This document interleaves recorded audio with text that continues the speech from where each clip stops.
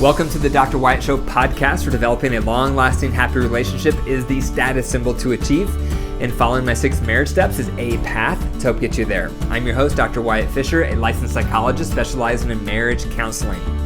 Remember, you can contact me live Wednesdays at 12 noon Mountain Standard Time on Instagram, YouTube, or Facebook.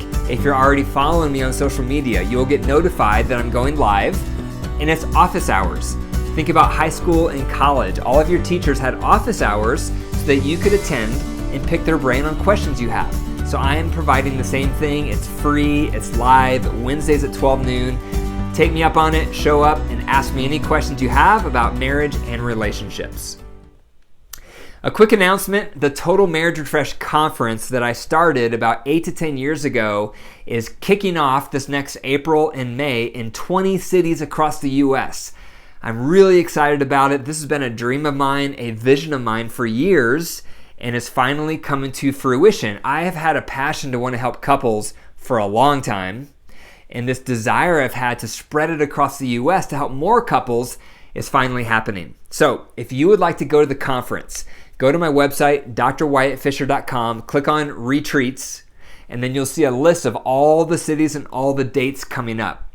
And because you're my listener, I'm going to give you a special discount code, and it's REFRESH. That discount code expires this coming Friday, April 15th at 12 noon Mountain Standard Time. The code again is REFRESH. It expires this Friday, the 15th at 12 noon. If you want to go to my website, drwyattfisher.com, click on retreats. You'll see all the cities. Click on the one closest to you. Register using that discount code. I highly encourage you to come. In the conference, you're going to learn my top 6 steps to marital satisfaction. You're going to learn a lot of tools, a lot of tips, a lot of strategies, and it's a day for you and your partner to reconnect. There's no group sharing. You're not going to be put on the spot. It's just time to relax, get out of the craziness of life, and to focus on your marriage. Think about your car. You take your car in for an oil change every 6 months, most likely, and if you don't, the motor will start to break down. Likewise in your marriage. You need to go to conferences, read books, listen to podcasts to refresh your relationship. And so this conference, the Total Marriage Refresh, is a wonderful way to give your marriage an oil change. So again, drwyattfisher.com, click on retreats, find your city, then use the discount code REFRESH by this coming Friday, the 15th of April by 12 noon Mountain Standard Time. Okay, the podcast today I'm going to cover is 3 routines to supercharge your relationship. We need routines to supercharge our relationship. When you're first falling in love, you don't need a routine because you're enamored with your partner. You're infatuated. You can't get enough of them. So everything is organic and beautiful and hot and sexy and wonderful.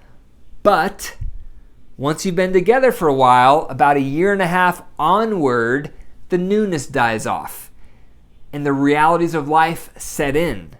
Now you're focused on careers, now you're focused on kids, or now you're focused on mortgage and 401ks, and all these other pressures and stressors come in, and you take your eye off each other. And if you're not careful, you disconnect. You stop feeling close. You start detaching from each other. So we all need connecting rituals, connecting routines to stay close. Now I'm going to go through my top 3 that I recommend you considering. The first one is 4 days a week. You want to develop a head-heart check.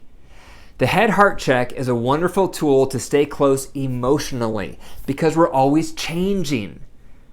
What you're excited about today, sad about, fearful about, stressed about is different compared to what it's going to be tomorrow or a week from now or 2 weeks from now. We're always evolving.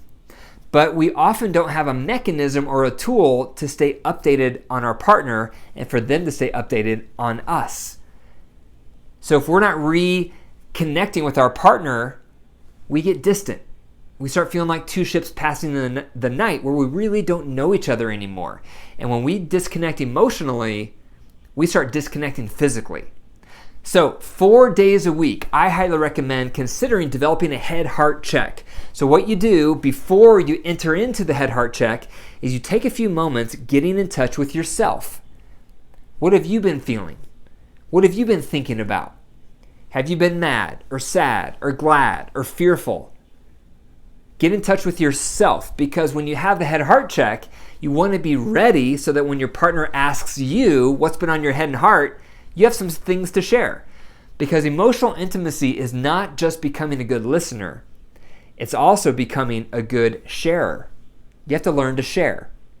Doesn't mean to make up stuff, doesn't mean it has to be complicated, doesn't mean you have to have it all figured out, but what it does mean is you're taking a few moments to gather your thoughts, to capture your feelings. What have I been feeling? What have I been thinking about? So that you have content to share. Now, when you have the head-heart check, you want to put away your phones, turn off the screens, give undivided attention. Then you take turns asking each other what's been on your head and heart. There's 2 ground rules. The first ground rule is you can't share anything negative you've been feeling about your partner, because that's going to turn it into a conflict. So this is things that you've been feeling and thinking about life in general, about your kids, about your finances, about your career, about your hobbies, those types of things. The second ground rule is you can't fix. All you can do is be supportive and empathize. When your partner is venting and when they're sharing about the tough stuff in their life, do not give them suggestions. Do not offer advice. Do not tell them what to do. Instead, empathize and be supportive. And that sounds like this. I can see how you'd feel X because of Y. Or it makes sense that you would feel this because of that. Or no wonder you feel X. Or I can see how you'd feel that way. Or that sucks. All of those are variations of empathy. Empathy communicates, I have your back. You're not in this alone. The thing you're trying to fix when your partner vents is them feeling alone in their distress. That's what you're trying to fix. And the way to fix that is empathy. The second routine, 2 days a week, you want to start having a mini date. The mini date can be from 1 hour up to 3 hours. You have to start dating each other again. And twice a week is a good interval because we often need that to stay connected, to stay close. Think about how much you dated when you were dating. It was probably all the time. It was probably 20 hours a week. You made the time because you cared. If you care now, make the time. Cut out stuff in your life. Cut out social media. Cut out TV programs. Cut out all these things that are replacing time you could be spending with your partner. If you want to have a good marriage, prioritize it. Make it first. Stop making excuses. If you want to have a good relationship, you can't give it crumbs and expect it to thrive. You have to give it your first fruits. You have to prioritize it. You have to nurture it. And one of the best ways to do that is 2 mini dates a week. During the mini dates, consider doing 4 things. The first thing is your head-heart check, so you can connect emotionally. Second thing is a lot of affection, a lot of non-sexual touch. Third thing is do something recreational together that you both enjoy. You want to have some fun together. Maybe that's going for a hike. Maybe it's throwing frisbee. Maybe it's playing canasta. Maybe it's going to the rec center and swimming. Maybe it's going for a bike ride. Gather about 4 to 6 activities that you both enjoy, because having fun together will help you feel more in love together. The fourth thing to do during your mini dates is something sensual. That can be cuddling, that can be a sensual massage, that can be a shower, that can be a bath. And that's time to connect on a special level that most couples don't ever engage in. Sensual activity. This is where you're just enjoying one another. And we don't know if it's going to turn erotic or not. But at least you're creating the space to connect in that way, and it's providing opportunity for things to potentially turn sexual. So that's the fourth thing to do during the mini dates, sensual activity. The third routine to consider for a connecting ritual is a once a week marriage huddle. The marriage huddle is time to get on the same page, to coordinate your efforts, to problem solve, to build unity. Think about a football team. What do? Before every play on offense, they have a huddle. So they all know what play they're running. Imagine a football team who never had a huddle before their plays. It would be a disaster. Everyone would be running different directions. Quarterback would get sacked. They would lose. Think about a company. They have weekly meetings. Why? To get on the same page, to problem solve, to fix things, to coordinate their efforts so that there's unity and teamwork, because then the company will start to prosper. Likewise in marriage, we need a once a week marriage huddle to get on the same page, to coordinate our efforts. And this is going to be different topics for each partner. One partner may bring to the marriage huddle concerns they have about one of your children, or concerns they may have about some of your finances. Another partner may bring to the table concerns that they have about in-laws, or concerns they have about chores around the house. It's going to be different per partner what's brought to the marriage huddle. So it's time to work through those topics so that you can develop a team approach. So you're operating out of the same playbook. This is where you need to share power. This is where you need to bounce the ball.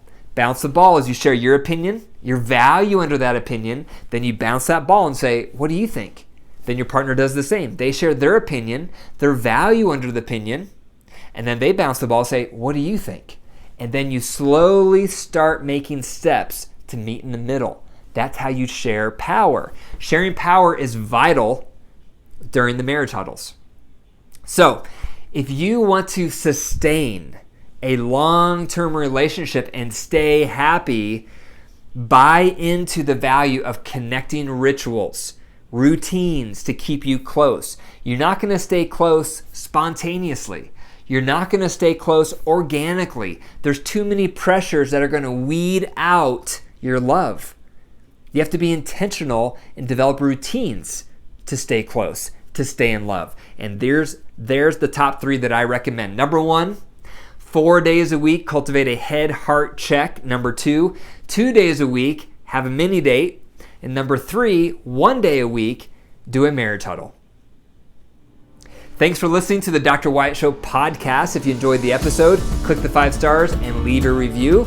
And be sure to tell someone else about the podcast today. If you've enjoyed this podcast, if it's made an impact in your life, please text one person today about the Dr. Wyatt Show podcast.